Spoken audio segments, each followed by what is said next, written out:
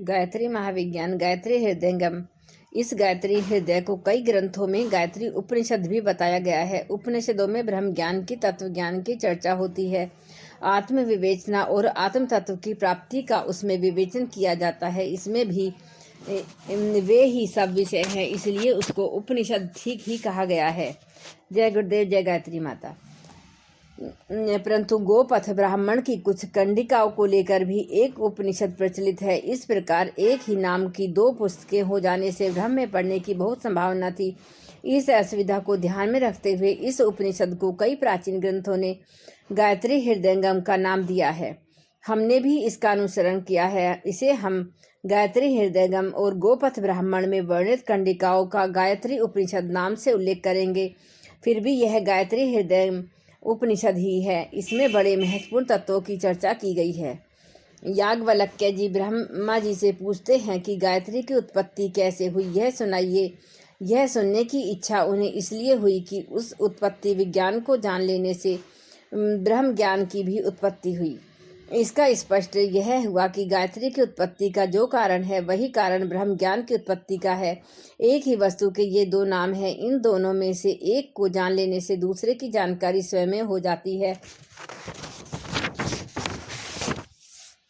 भगवान बताते हैं कि ओमकार और भूभुरस्वः के साथ उस परम ज्योति का संबंध है जो प्रकृति के सत और रजोगुण का स्पर्श तो करती है परंतु तमोगुण से सर्वथा दूर है। प्रथम सतोगुण है, उसकी उपासना करने वालों में सतोगुणी प्रवृत्तियां बढ़ती हैं, साथ ही रजोगुणी वैभव भी मिलते हैं। जिनके हृदय में आत्मज्ञान, संयम, आदर्श, धर्म, सुक्रम, सेवा, उदारता, प्रेम और आत्मीयता के सात्विक भाव प्रस्तुत होते हैं, उनके ब्रह्म जीवन में यज्ञ, ऐश्वर्य, सुख, वैभव, प्रतिष्ठा, स्वस्थता आदि राजस समृद्धियों का होना स्वाभाविक है। प्रणव और व्याहतियों का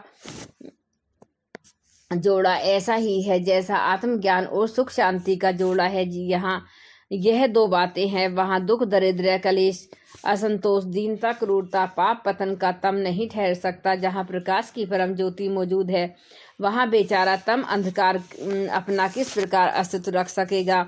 जिस ज्योतिर्मय पुरुष का अखंड ज्योति का ऊपर वर्णन है वह कौन है? यह अजन्मा परमात्मा है।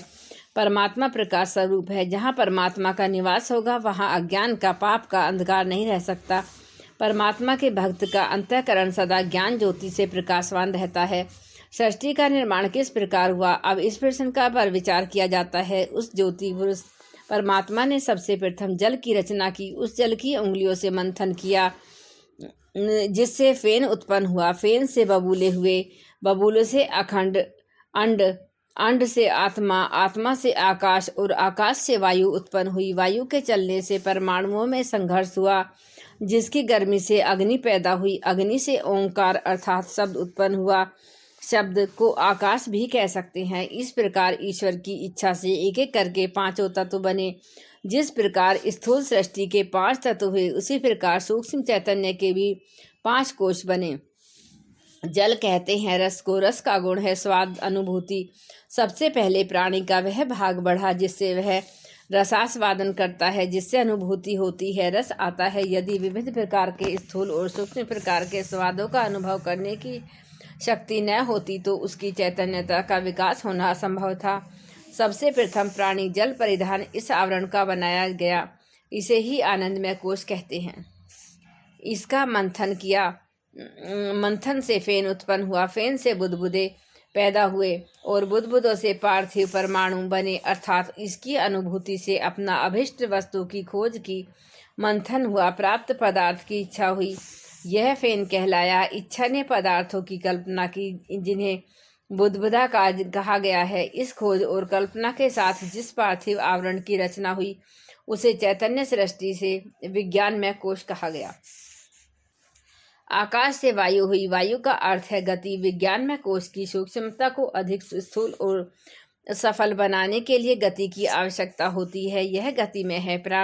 परमाणु से वायु बनी, विज्ञान में कोश से मनोमय कोश बना। वायु के संघर्ष से अग्नि उत्पन्न हुई और मन की घुड़दौड़ मची। सूक्ष्म को स्थूल में लाने के लिए, अप्रत्यक्ष को प्रत्यक्ष में अनुभव करने के लिए ऐसी साधन सामग्रियों की, इंद्रियों की आवश्यकता हुई जिनके द्वारा प्रकृति के स्थूल परमाणुओं के साथ अपना संबंध स्थापित किया जा सके। इस आवश्यकता ने आविष्कार उत्पन्न कर दिया। एक उष्णता गुण वाला विकासोन्मुख क्रियाशील शरीर पैदा हुआ, जिसे सूक्ष्म शरीर या प्राणमय कोश कहते हैं।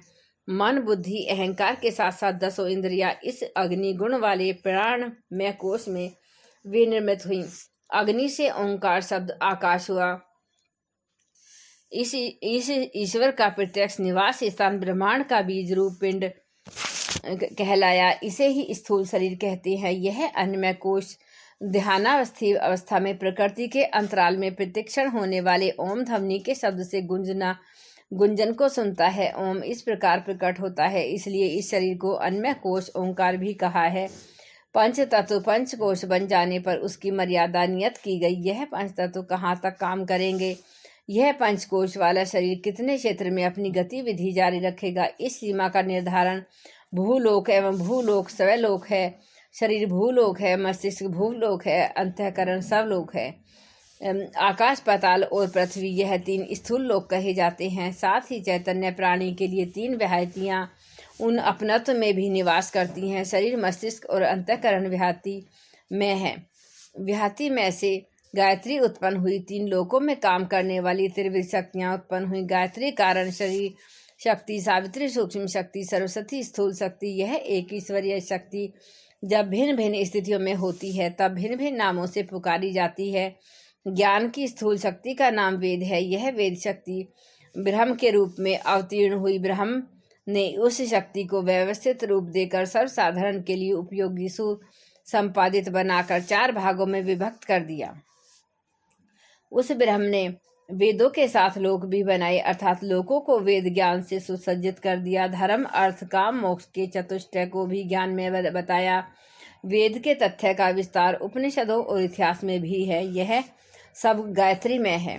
प्रत्येक जाति में, श्रेणी में जो विशेषता होती है वह प्रशंसनीय होती है। उसी का वैभव होता है, उसी की महत्ता से उस वर्ग का गौरव होता है। देवताओं में अग्नि, मनुष्यों में ब्राह्मण, पर्वतों में सुमेरु, नदियों में गंगा, ऋतुओं में वसंत, प्रजापतियों में ब्रह्म श्रेष्ठ है, विशेष है, असाधारण है, महत्वपूर्ण है। इसी प्रकार संपूर्ण छंदों में, संपूर्ण ज्ञानों के संपूर्ण शक्तियों में गायत्री श्रेष्ठ है, विशेष है। गायत्री का प्रत्येक शब्द क्या है, इसे भली भांति समझने की आवश्यकता है। एक सपाटे में सबका विहंगावलोकन कर जाने से काम न चलेगा, वरन एक एक शब्द पर गंभीर दृष्टि डालकर उसके गर्भ में छिपे हुए अर्थ, रहस्य और संदेश पर विचार करना होगा। यह बताने के लिए उपयुक्त पंक्तियों में हर शब्द के लिए अलग अलग प्रश्न करके यह प्रयत्न किया गया है कि हर पद के संबंध में अलग अलग विचार किया जाए। जय गुरुदेव, जय गायत्री माता। एक बार गायत्री मंत्र हमारे साथ साथ। ओम भूर्भुवः स्वः तत्सवितुर्वरेण्यं भर्गो देवस्य धीमहि धियो यो न प्रचोदयात्। जय गुरुदेव।